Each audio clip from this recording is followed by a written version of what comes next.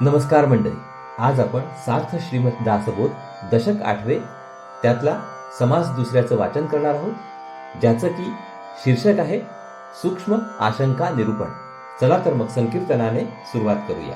जय जय राम कृष्ण हरी, जय जय राम कृष्ण हरी, जय जय राम कृष्ण हरी, जय जय राम कृष्ण हरी, जय जय राम कृष्ण हरी, जय जय राम कृष्ण हरी, जय जय राम कृष्ण हरी, जय जय राम कृष्ण हरी, जय जय राम कृष्ण हरी, जय जय राम कृष्ण हरी, जय जय राम कृष्ण हरी, जय जय राम कृष्ण हरी, जय जय राम कृष्ण हरी, जय जय राम कृष्ण हरी, जय जय राम कृष्ण हरी, जय जय राम कृष्ण हरी, जय जय राम कृष्ण हरी. जय योगेश्वर श्री कृष्ण की जय हो. जय श्रीराम, जय श्रीराम, जय श्रीराम, जय जय रघुवीर समर्थ. चला तर मग सुरुवात करूया. सार्थ श्रीमद दासबोध दशक 8 समास दुसरा सूक्ष्म आशंका निरूपण. अद्वैत तत्वज्ञान मान्य होण्यास तर्कदृष्ट्या जी मुख्य अडचण येते तिचा सविस्तर खुलासा श्री समर्थांनी या समासामध्ये मांडला आहे. प्रश्न काय आहे हे सर्वांगीणपणे आकलन झाले म्हणजे त्याचे उत्तर नीट रीतीने ध्यानात येते. प्रश्नाचे मूळ स्वरूप असे आहे: परमार्थामध्ये केवळ बुद्धीच्या जोरावर परमात्म वस्तूचे स्वरूप निश्चित करता येत नाही, त्यासाठी आत्मज्ञानच अवश्य असते, असे आत्मज्ञानी पुरुष निसंशयपणे सांगतात. नेह नानास्ति किंचन, बृहदारण्यक उपनिषद. याचा अर्थ आहे या विश्वामध्ये कोणत्याही प्रकारचा अनेकपणा नाही. याचा अर्थ असा की परमात्म स्वरूप शुद्ध, नित्य, केवळ एकच एक, सर्वव्यापी, अविकारी, निर्गुण, सूक्ष्म आणि अदृश्य आहे. आपला अनुभव असा की हे विश्व अनित्य आहे, भेदाने भरलेले आहे, विकारी आहे, सगुण, स्थूल आणि दृश्य आहे, तरी देखील ते आपल्याला खरे वाटते. ज्ञानी पुरुषाला हे दृश्य विश्व जसे असून नसल्यासारखे वाटते, तसे अदृश्य परब्रह्म आपल्याला असून नसल्यासारखे झाले आहे. ज्ञानी पुरुषाचा अनुभव सर्वस्वी खराच असतो, परंतु आपला अनुभव सर्वस्वी खोटाच नसतो. म्हणून मूळ अविकारी ब्रह्मापासून विकारी नाशवंत दृश्य विश्व निर्माण झालेच कसे हे अद्वैत वेदांताला सांगणे भाग पडते. निर्गुण ब्रह्म निष्क्रिय व निर्विकारी आहे असे जर मानले तर त्याने हे सगुण, सक्रिय आणि सविकारी विश्व निर्माण केले असे म्हणता येत नाही. या विश्वाचे कर्तेपण ब्रह्मावर लादले तर ब्रह्म निष्क्रिय आणि निर्गुण राहत नाही. त्याच्या इच्छेने वा संकल्पाने विश्व निर्माण झालेच नाही म्हणावे तर ते निरपेक्ष व कल्पनारहित राहत नाही. बरे, विश्व निर्माण झाले म्हणावे तर गुरु व शिष्य, श्रोता व वक्ता आणि खुद्द दासबोध यांना काही स्थानच उरत नाही. विचाराच्या भूमिकेवर निर्गुण ब्रह्म आणि सगुण विश्व यांचा संबंध उकलण्याचा प्रयत्न केला तर ज्या अडचणी पुढे उभ्या राहतात त्यांचे वर्णन या समासामध्ये आढळते. चला तर मग आता ओवी वाचनाला सुरुवात करूया. समास दुसरा सूक्ष्म आशंका निरूपण. श्रीराम, जय जय रघुवीर समर्थ. मागा श्रोती आक्षेपिले, ते पाहिजे निरोपिले, निरावेवी कैसे झाले चराचर. गेल्या समासाच्या शेवटी श्रोत्यांनी जी शंका काढली होती तिचे उत्तर आता समर्थ प्रथम देतात. मागच्या समासामध्ये श्रोत्याने असा आक्षेप काढला होता की निर्गुण ब्रह्मामध्ये हे चराचर कसे निर्माण झाले, त्याचे उत्तर प्रथम द्यायला पाहिजे. याचे ऐसे प्रतिवचन, ब्रह्म जे का सनातन, तेथे माया मिथ्या भान विवर्त रूप भासे. ते उत्तर असे: ब्रह्म सनातन आहे, त्या ब्रह्माच्या ठिकाणी विवर्त रूप माया उत्पन्न झाली, ती खरी नसून देखील खरेपणाने भासू लागली. तिन्ही सांजची वेळ आहे, एका खोलीमध्ये दोरी पडली आहे. एकाने दार उघडून पाहिले तर त्याला दोरी न दिसता साप आहे असे वाटले, त्यामुळे तो घाबरला. दिवा आणल्यावर त्याला दोरी दिसली. मुळात नसलेला पण दृष्टीच्या दुर्बलतेने दिसलेला साप नाहीसा झाला, त्याबरोबरच त्याचे भय उडाले. त्याचप्रमाणे शुद्ध परमात्म स्वरूप जिकडे तिकडे पसरले आहे. अज्ञानाच्या अंमलाने प्रतिभा मंदावली व इंद्रिये आणि त्यांना अनुसरणारी बुद्धी जोरावली. इंद्रियांच्या खिडक्यातून स्वरूपाकडे पाहिले तेव्हा मूळ स्वरूप झाकले गेले आणि त्याच्यावर दृश्य विश्व दिसू लागले. ते खरे वाटले व भय आणि चिंता निर्माण झाली.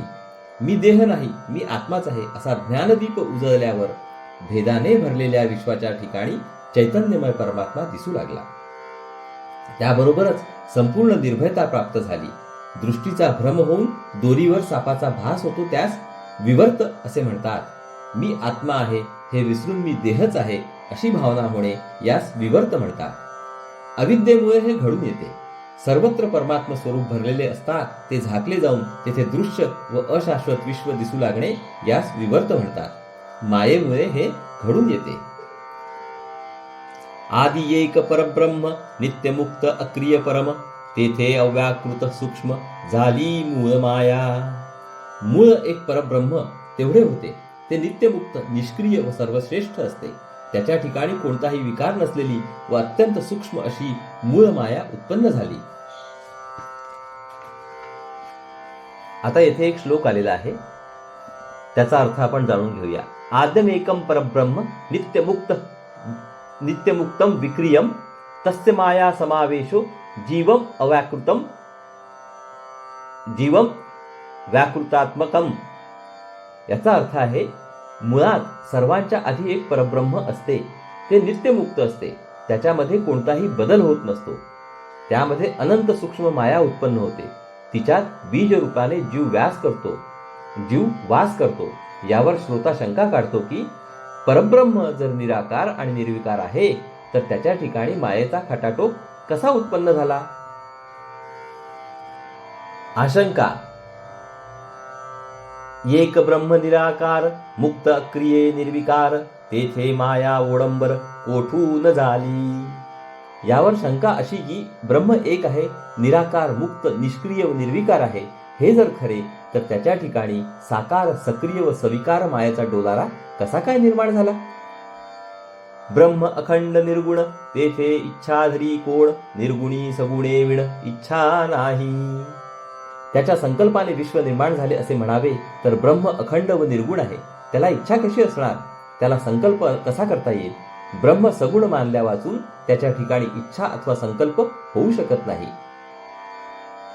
मुळी असे चिना सगुण म्हणून नामे निर्गुण तेथे झाले सगुण कोणे परी. मूळ परब्रह्मात सगुणा स्थान नाही म्हणून तर ते निर्गुण आहे. असे असता निर्गुण ब्रह्मामध्ये सगुण निर्माण झालेच कसे. निर्गुणची गुणा आले ऐसे जरी अनुवादले लागो पाहे येणे बोले मूर्खपण. निर्गुण ब्रह्मच सगुण बनले असे जर म्हटले तर हे म्हणणे मूर्खपणाचे होईल.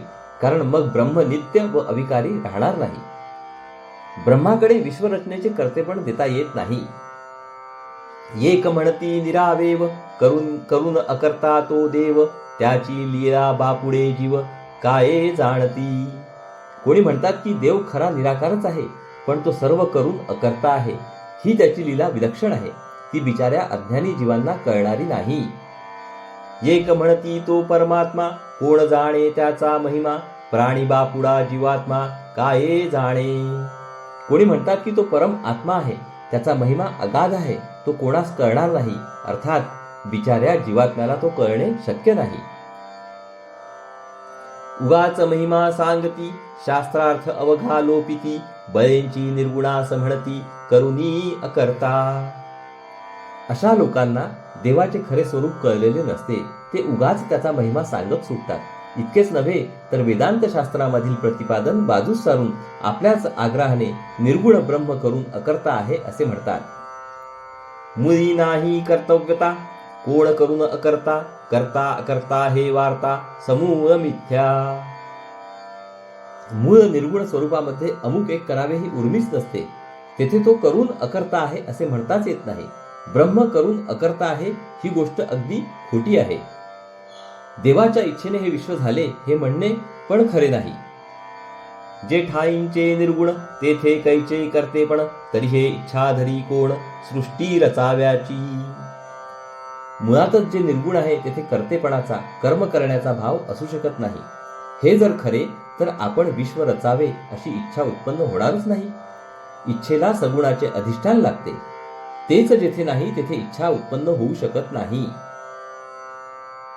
इच्छा परमेश्वराची ऐसी युक्ती बहुतेकांची परी त्या निर्गुणास इच्छा कैची हे कळेना.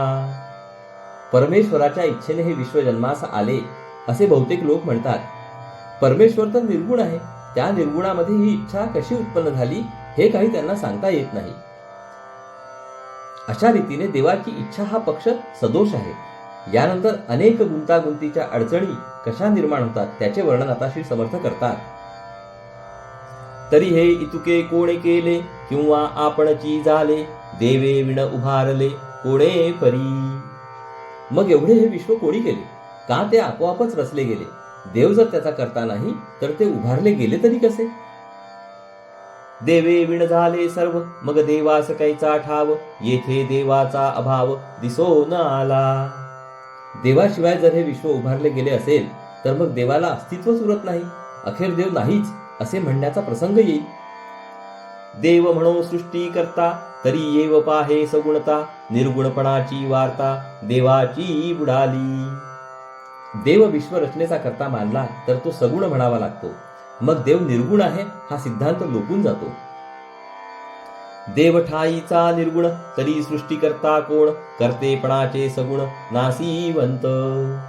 देव खरोखरच निर्गुण आहे असे म्हटले तर या विश्वाचा करता कोण हा प्रश्न अनुत्तरित राहतो.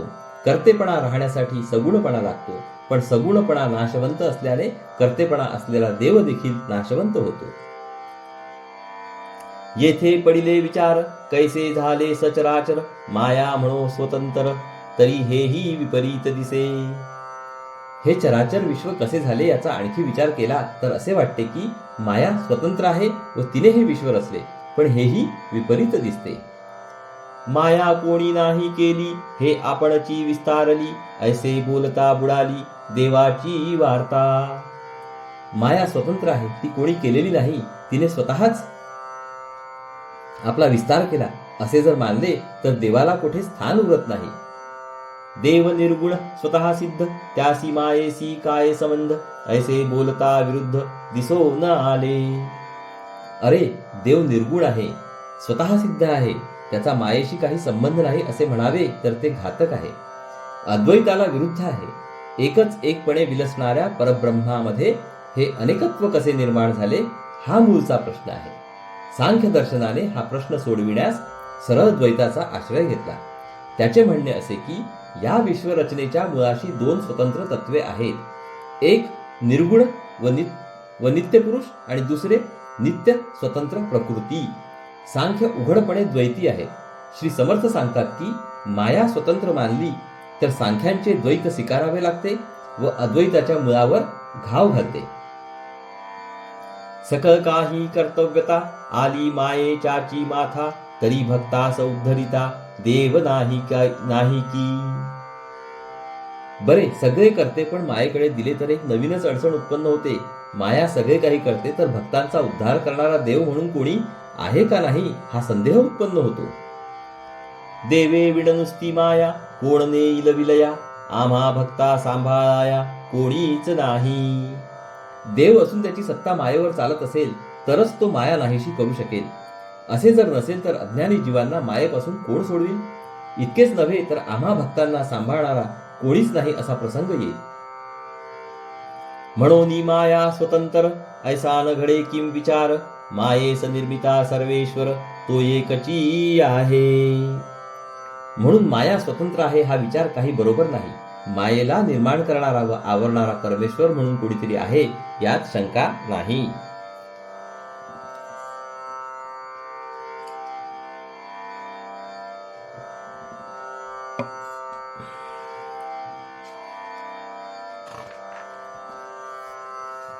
तरी तो कैसा आहे ईश्वर, मायेचा कैसा विचार, तरी हे आता सविस्तर बोलिले पाहिजे. आता तो परमेश्वर कसा आहे, मायेचा व त्याचा संबंध काय आहे हे विस्ताराने सांगणे जरूर आहे. श्रोता व्हावे सावधान, एकाग्र करून या मन, आता कथानुसंधान सावध ऐका. श्रोत्यांनी आपले मन एकाग्र करावे, सावधान व्हावे व जो विषय चालला आहे तो नीट श्रवण करावा. ईश्वर आहे, त्याची माया आहे, परस्परांचा संबंध आहे हे जरी मान्य असले तरी नाना प्रकारचे लोक नाना प्रकारची परस्पर विरुद्ध मते कशी प्रतिपादन करीत असतात आणि अखेर प्रश्न निकालात निघत नाहीत तो नाहीच याचे सविस्तर वर्णन आता ऐकावे. येके आशंकेचा भाव, जनी वेगळाले अनुभव, तेही बोली जेती सर्व येथानुक्रमे. वास्तविक मुळात शंका एकच आहे, पण लोक निरनिराळ्या दृष्टिकोनातून ती निरसन करण्याचा प्रयत्न करतात. त्यामुळे प्रत्येक जण आपला भिन्न अनुभव सांगतो. हे सर्व अनुभव आता क्रमवार सांगतो. एक म्हणती देवे केली, म्हणून हे विस्तारली. देवास इच्छा नसती झाली, तरी हे माया कैची. कोणी म्हणतात की माया देवानेच केली आहे, म्हणून तिचा एवढा मोठा विस्तार झाला. देवाला इच्छाच झाली नसती तर मग माया देखील निर्माण झाली नसती. एक म्हणती देव निर्गुण, तेथे इच्छा करी कोण. माया मिथ्या हे आपण झालीच नाही. कोणी म्हणतात की देव निर्गुण आहे, त्यामुळे देवाच्या ठिकाणी इच्छा उत्पन्न होत नाही. अर्थात माया खोटी आहे, म्हणून ती कधी जन्माला आलीच नाही. एक म्हणती प्रत्यक्ष दिसे, तयेसी नाही म्हणता कैसे. माया हे अनादी असे शक्ती ईश्वराची. कोणी म्हणतात की माया प्रत्यक्ष दिसते, तेव्हा ती नाही म्हणून चालणार नाही. माया ही ईश्वराची अनादी शक्ती आहे. एक म्हणती साच असे, तरी हे ज्ञाने कैसी निरसे. साचा सारीखीच दिसे, परी हे मिथ्या. कोणी म्हणतात की माया जरी खरी मानली तर ती ज्ञानाने नाश पावली नसती. ज्ञानाने तिचा नाश होतो, म्हणून खऱ्याप्रमाणे दिसली तरी ती खरी नाही. एक म्हणती मिथ्या स्वभावे, तरी साधन कासया करावे. भक्ती साधन बोलिले देवे, माया त्यागा करणे. कोणी म्हणतात की माया जर स्वाभाविकपणे खोटी आहे तर जीवाच्या उद्धारासाठी साधन करण्याची आवश्यकता नाही.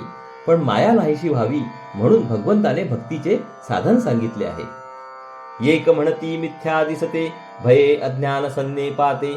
साधन औषधही घेई जेते, परी ते दृश्य मिथ्या. कोणी म्हणतात की माया वास्तविक मिथ्याच आहे, पण जीवास अज्ञानरूपी संनिपात ज्वर आला आहे, त्यामुळे त्यास भय वाटते, चिंता वाटते. जीवाने जर साधन रूपी औषध घेतले तर हे सारे दृश्य मिथ्या म्हणून अनुभवास येते. अनंत साधने बोलिली, नाना मते भांबावली. तरी माया नवचे त्यागिली, मिथ्या कैसी म्हणावी. मायेच्या तडाख्यातून बाहेर पडण्यासाठी अनंत साधने सांगितली आहेत. तिच्याविषयी नाना प्रकारच्या मतांचा गोंधळ आहे. इतके करूनही तिला सोडून बाजूला सारता येत नाही. अशा त्या मायेला खोटे कसे म्हणावे. मिथ्या बोले योगवाणी, मिथ्या वेदशास्त्री पुराणी. मिथ्या नाना निरूपणी, बोलिली माया. हे जरी खरे असले तरी योगशास्त्र, वेद शास्त्रे व पुराणे आणि अनेक तत्वचिंतक निरूपणकार माया मिथ्या आहे असे म्हणतात. माया मिथ्या म्हणता गेली, हे वार्ता नाही ऐकिली. मिथ्या म्हणताच लागली समागमे. माया खरी नाही असे म्हटल्याबरोबर माया नाहीशी झाली अशी वार्ता कधी कोणी ऐकली नाही. उलट तिला मिथ्या म्हटले तर ती आपल्या बरोबरच राहते. माया खरी नाही असे म्हणणारा आधी तिचे अस्तित्व मानतो, मग ती खरी नाही असे नुसते म्हणतो. अशा म्हणण्याने काही ती नाहीशी होत नाही. म्हणणाऱ्याच्या जीवाला ती लपेटून असते. जयाचे अंतरी ज्ञान, नाही ओळखिले सज्जन. तयास माया मिथ्या भान, सत्यची वाटे. ज्याला आत्मज्ञान नसते आणि जो संतांना ओळखू शकत नाही, त्या माणसाला मायेच्या मिथ्यापणाची जाणीव खरी वाटते. माया खरी नाही, हे ज्ञान खरे आहे असे त्यास वाटते. जेणे जैसा निश्चय केला, तयासी तैसाची फळला. पाहे तोची दिसे बिंबला, तैसी माया. ज्याच्या मनाचा जो दृढ भाव असतो त्याचा परिणाम तसाच त्याच्यावर घडतो. जो आरशात पाहतो त्यास स्वतःचेच प्रतिबिंब तेथे दिसते. मायेच्या बाबतीत तसेच होते. मायेविषयी जी भावना असते त्या भावनेप्रमाणे माया त्याला दिसते. एक म्हणती माया कैची, आहे ते सर्व ब्रह्मची. थिजल्या विघुरल्या घृताची, ऐक्यता न मोडे. कोणी म्हणतात की माया मुळी नाहीच आहे. जे आहे ते सगळे परब्रह्मच आहे. तूप पातळ असो की घट्ट असो, तुपाच्या एकपणामध्ये फरक पडत नाही. त्याचप्रमाणे ब्रह्म अदृश्य राहिले काय किंवा दृश्य विश्वरूपाने दिसले काय, मूळ ब्रह्मस्वरूपामध्ये मुळीच फरक पडत नाही. थिजले आणि विघुरले, हे स्वरूपी नाही बोलिले. साहित्य भंगले येणे बोले, म्हणती एक. खरे म्हणजे थिजणे आणि विरघळणे ही भाषा ब्रह्मस्वरूपाला लागू पडत नाही. म्हणून कोणी म्हणतात की हा दृष्टांतच मुळी ब्रह्मस्वरूपाला चुकीने लावला आहे. एक म्हणती सर्व ब्रह्म, हे न कळे जयास वर्म. तयाचे अंतरीचा भ्रम केलाच नाही. कोणी म्हणतात की ब्रह्मस्वरूपाचे वर्म ज्यास कळले नाही त्याच्या अंतरंगातील भ्रम अजून गेलाच नाही असे समजावे. एक म्हणती एकची देव तेथे कैचे आणिले सर्व, सर्व ब्रह्म हे अपूर्व आश्चर्य वाटे. कोणी म्हणतात की देव एकमेव अद्वितीय आहे, त्याच्या वाचून दुसरे काही नाहीच, मग सर्व काही ब्रह्मच आहे, देवच आहे. या बोलण्यात सर्व शब्दांचे काही प्रयोजनच नाही. सर्व काही ब्रह्म आहे हे म्हणणे विलक्षण वाटते, त्याचे आश्चर्य वाटते. एक म्हणती एकची खरे आणूही नाही दुसरे, सर्व ब्रह्म येणे प्रकारे सहजची झाले. कोणी म्हणतात की सद्वस्तू केवळ एकच एक आहे, तेवढे खरे. सद्वस्तून वाचून दुसरे काही यत्किंचित देखील नाही. तर मग जे आहे ते सगळे ब्रह्मच आहे हे आपोआपच सिद्ध होते, निराळे सिद्ध करण्याची जरूर नाही. सर्व मिथ्या एक सरे उरले तेची ब्रह्म खरे, ऐसी वाक्ये शास्त्राधारे बोलती एक. कोणी शास्त्रातील वाक्य आधार घेतात आणि म्हणतात की हे सगळेच्या सगळे दृश्य जर मिथ्या आहे तर मिथ्या जाऊन जे उरते ते ब्रह्म तेवढे खरे होय. अलंकार आणि सुवर्ण तेथे नाही भिन्नपण, आटा आटी व्यर्थ सीण म्हणती एक. कोणी म्हणतात की सोने व सोन्याचे दागिने यांच्यात सोनेपणाच्या दृष्टीने काहीच फरक नसतो, त्याचप्रमाणे ब्रह्म आणि जगत यांच्यात मूलतः भेद नाही. असे जर आहे तर अमुक सत्य आणि अमुक मिथ्या अशी आटापीट करण्याचे कारणच नाही. ही न उपमा एक देसी कैसी साहेल वस्तुसी, वर्ण व्यक्ती अव्यक्तासी साम्यता न घडे. पण यावर काही लोक असा आक्षेप काढतात की कोणतीही उपमा दृश्य वस्तूवरूनच सुचते. दृश्य वस्तू एकदेशी तर ब्रह्म सर्वदेशी आहे, अर्थात प्रत्येक उपमा ब्रह्माच्या बाबतीत उणी पडते, तिने ब्रह्मवर्णन होऊ शकत नाही. उदाहरणार्थ सोन्याच्या उपमेमध्ये सोने व्यक्त व रंगयुक्त आहे तर ब्रह्म अव्यक्त व रंगरहित आहे, म्हणून दोन्हींची तुलना होऊ शकत नाही. सुवर्णी दृष्टी घालिता मुळीच आहे व्यक्तता, अलंकार सोने पाहता सोनेची असे. सोन्याच्या उपमेमध्ये सोने मुळातच व्यक्त आहे. दागिने आणि सोने या दोन्हींमध्ये मुळात व्यक्त असणारे सोने असते. मुळी सोनेंची हे व्यक्त, जड एकदेशी पीत, पूर्णास अपूर्णाचा दृष्टांत केवी घडे. सोने दृश्य व्यक्त पिवळे जड आणि एकदेशी असते आणि ब्रह्म तर अदृश्य अव्यक्त रंगरहित सूक्ष्म आणि सर्वदेशी असते. सोने अपूर्ण तर ब्रह्म पूर्ण आहे, मग पूर्णाला अपूर्णाचा दृष्टांत कसा लागू पडेल. दृष्टांत ते तुका एकदेशी, देणे घडे कळायासी, सिंधू आणि लहरीसी भिन्नत्व कैचे. दृष्टांत देणारा यावर म्हणतो की कोणताही दृष्टांत एकदेशी व अपूर्ण असतो हे मान्य आहे, पण ब्रह्मस्वरूपाची कल्पना येण्यासाठी तो वापरावा लागतो. सागर आणि त्यावर उठणाऱ्या पाण्याच्या लाटा या एकरूपच असतात, त्यांच्यात भेद नसतो. उत्तम मध्यम कनिष्ठ, एका दृष्टांते कळे स्पष्ट, एका दृष्टांते नष्ट संदेह वाढे. दृष्टांताची अशी एक खुबी आहे की एखाद्या दृष्टांताने उत्तम मध्यम आणि कनिष्ठ यांचे स्पष्ट ज्ञान घडते, पण काही दृष्टांत असे असतात की त्यांच्या द्वारा ज्ञान तर घडत नाहीच, पण उलट भलताच विपरीत विकल्प मात्र वाढतो. कैचा सिंधू कैची लहरी, अचला सचलाची सरी, साचा ऐसा ओडंबरी मानूच नये. सागराच्या दृष्टांताचेच पहा. अहो कसला समुद्र आणि कसल्या त्यावरील लाटा. वास्तविक ब्रह्म अचल आहे, त्या अचलाला चल असणाऱ्या सतत बदलणाऱ्या समुद्राचा दृष्टांत देणे बरोबर नाही. जादूने निर्माण केलेल्या वस्तू संपूर्ण खऱ्या समजू नये. ओडंबरी हे कल्पना, नाना भास दाखवी जना, येरवी हे जाणा ब्रह्मची असे. त्यावर कोणी म्हणतात की जादूगार आपल्या कल्पनेने लोकांपुढे अनेक प्रकारचे भास निर्माण करतो, ते काही खरे नसतात, पण एरवी हे सगळे ब्रह्मच आहे. ऐसा वाद एकमेका, लागता राहिली आशंका, तेची आता पुढे ऐका सावध होऊनी. अशा रीतीने एकमेकांमध्ये पुष्कळ वाद चालतात, तरी मूळचा प्रश्न तसाच बिनउत्तराचा राहून जातो. येथे देखील मूळची शंका तशीच राहून गेली, तिचे निरसन आता लक्ष देऊन ऐकावे. माया मिथ्या कळो आली, परी ते ब्रह्मी कैसी झाली, म्हणावी ते निर्गुणे केली तरी ते मुळीच मिथ्या.